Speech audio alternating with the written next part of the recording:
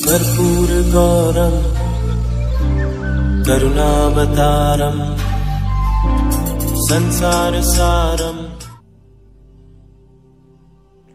ओम शिवाय, जय माता दी। पुनः स्वागत है आप सभी को हमारे बहुत प्यारे से वृषभ राशि के जातक। अभी जाता हुआ जो जुलाई है, इसने बहुत बड़ा रिलीफ हम सभी को दिया है, क्योंकि फाइनली 28 तारीख को 28 जुलाई 2025 को जो मंगल केतु की जो व्यर्थ की नेगेटिविटी वाली जो अंगारक क्षमताएं जो बहुत ज़्यादा फैल गई थी, यानी कि हमें तो यह पता ही नहीं कि हमने किया क्या है, और हमारे यहाँ तो बिजली नहीं है लेकिन फिर भी जो है बिल आया जा रहा है। ये कर्मों की कुछ ऐसी होगी, तो पूरे विश्व में जो है उथल पुथल जो है मची हुई थी, और बहुत ज़्यादा जहाँ पर मेहनत से जो निवेश करा गया है तो बहुत सारी चिंताएं उभर कर सामने आने लगी थी। तो फाइनली समझिएगा कि वह वहाँ से निकले हैं मंगल बाबा। अब 28 जुलाई से लेकर जो है 13 सितंबर तक पूरे 48 दिनों तक ये कन्या राशि में बने रहेंगे। अब कन्या राशि में जैसे ही पहुँचे हैं तो वक्री मंगल जो कि मीन राशि में बैठे हुए हैं, उनकी सीधी दृष्टि में आ गए हैं। अब जो ये वक्री होकर बैठे हुए हैं, ये पूरे 28 नवंबर तक बैठे रहेंगे। और ये चीज़ समझिएगा कि मंगल और शनि का जो ये योग बनेगा, इससे आपके जीवन में भाग्य की मजबूती तो मिलेगी। जो आपकी शिकायत बनी रहती है कि न्याय पक्ष हमारे साथ बिल्कुल भी खड़ा नहीं होता है, तो यहाँ पर जो निराशा जो बनी हुई है वह बिल्कुल जो है शून्य हो जाएगी, क्योंकि एक सूक्ष्म लेवल पे न्याय चक्र जो है वो आरंभ हो गया है आपको आपका हक दिलवाने के लिए। इसके साथ साथ मंगल और शनि जो हैं ये मिलके ये चीज़ समझिएगा कि आपको आगे ही बढ़ाएंगे। इससे 5 बड़े क्षेत्र ऐसे रहेंगे आपके जीवन में जहाँ पर ये समझ लीजिएगा कि बहुत अच्छे लेवल पर आप जो है प्रोग्रेस होते हुए देखोगे। अब शनि और मंगल को ना बहुत अच्छे से हम समझने का प्रयास करते हैं, नहीं तो थोड़ा सा भ्रम की स्थिति उत्पन्न हो जाएगी। मंगल के पास भी जो है अग्नि है, लेकिन उस लेवल की अग्नि नहीं है जैसे कि सूर्य के पास है। समझे आप, मतलब कि मंगल जो है उसके पास जो है अग्नि तो है, लेकिन सूर्य के पास जो अग्नि है उसके साथ उसके पास मैच्योरिटी भी है। मंगल जो है वो टीनेजर है, लेकिन शनि जो है वो समझ लीजिए कि फ्यूल है। अब फ्यूल और अग्नि मिलेगी तो ब्लास्ट होता है, बिल्कुल सही बात है। तो यहाँ पर पॉजिटिविटी की जो बात करी जा रही है, किस लेवल पे बात करी जा रही है, समझिएगा कि मंगल जो है वह कन्या राशि में पहुँचे हैं, वह बुध का साइन है, और बुध जो है बहुत अच्छे से ऊर्जा को एब्जॉर्ब कर लेते हैं, और बुध बहुत ज़्यादा फाइन चल रहे हैं इस टाइम पे। और 21 अगस्त से जो है बहुत ज़्यादा और भी अच्छे हो जाएंगे, तो सीधा प्रभाव जो उनके राशि हाउस होते हैं उनके ऊपर भी पड़ता है। यानी मंगल की जो एक्स्ट्रा हीट है उसको बहुत अच्छे से कन्या राशि एब्जॉर्ब कर सकती है। अब शनि के ऊपर बात करते हैं, फ्यूल के ऊपर बात कर लेते हैं, क्योंकि वक्री स्वभाव में है, वक्री चाल में है, इसलिए उनकी केवल जो वक्री दृष्टि है, यानी अपने से पीछे वाले भाव को देखने वाली दृष्टि है, वह ही इस समय बहुत ज़्यादा मजबूत है स्कैनिंग विद्या में, क्योंकि उस सेक्शन को निखारने का प्रयास कर रहे हैं। तो फ्यूल थोड़ा बहुत तो पहुंच रहा है अग्नि के पास, लेकिन वो उतना ही पहुंच रहा है जिससे कि उससे प्रकाश उत्पन्न हो भाग्य में। इसलिए ये टर्म ली गई है कि आपका भाग्य की मजबूती देखने को मिलेगी पूरे 48 दिनों तक। अब 5 जो क्षेत्र हैं उनको समझने से पहले यह चीज़ समझ लीजिएगा वृषभ राशि के जातक, क्योंकि मंगल एक टीनेजर हैं और शनि जो है एक समझ लीजिए बहुत ज़्यादा मैच्योर्ड पर्सन है, तो शनि की सीधी दृष्टि जो है वह कहीं ना कहीं हमारा 48 दिनों तक मार्गदर्शन करेगी। और क्योंकि ये संतान पक्ष है, तो हमारी संतान पक्ष को भी जो है मार्गदर्शन मिलने वाला है।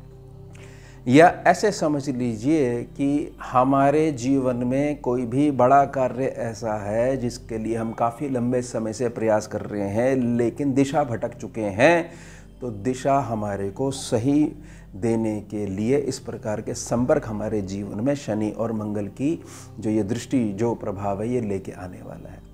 अब 5 सेक्शंस है, 5 प्रभाव हैं, 5 क्षेत्र, इनको समझते हैं। सबसे पहले पंचम भाव पे जो ये मंगल पहुँचे हुए हैं। पंचम भाव पे मंगल पहुँचने का मतलब है कि जितने भी पेंडिंग कार्य हैं वह कार्यों की जो पेंडिंग की जो लिस्ट है वो बिल्कुल समाप्त होने वाली है, एक तेज़ी आने वाली है, और तेज़ी के साथ जो है उसको निभाने के लिए जैसा शरीर चलाना पड़ता है, संकल्प शक्ति जो है वह भी बहुत ज़्यादा जो है, यहाँ पर आप ये कह सकते हो कि शक्ति जो है बड़ी उग्र स्वभाव में जो है बड़ा एग्रेसिव होकर हम जो है काम कर रहे हैं। और बहुत बड़े लेवल पर आपके संतान पक्ष का जो जीवन है वह भी परिवर्तित होने वाला है। उसके पश्चात क्योंकि जब ग्रह पे प्रभाव पड़ता है तो राशि हाउस है उस पर प्रभाव पड़ता है, तो सप्तम भाव जहाँ पर जो है वृश्चिक राशि है, 8 नंबर राशि है, यहाँ पर भी बड़े परिवर्तन होने वाले हैं। क्योंकि मंगल में तेजी आने वाली है तो यह चीज़ समझ लीजिएगा, यह जो सेक्शन है यह सेक्शन कहीं ना कहीं आपकी व्यापारिक कुशलता, आपके आपसी संबंध समाज में, और ये समझ लीजिएगा कि एक ऐसा बेस जो आपकी रोजी रोटी चलाने के लिए धन ला के देता है, तो इन चीज़ों में बड़े हाई लेवल के परिवर्तन आने वाले हैं। उसके पश्चात जहाँ पर चौथी दृष्टि पड़ रही है वह पड़ रही है अष्टम भाव के ऊपर, वहाँ पर आपकी पड़ती है धनु राशि, जिसको वक्री शनि भी देख रहे हैं।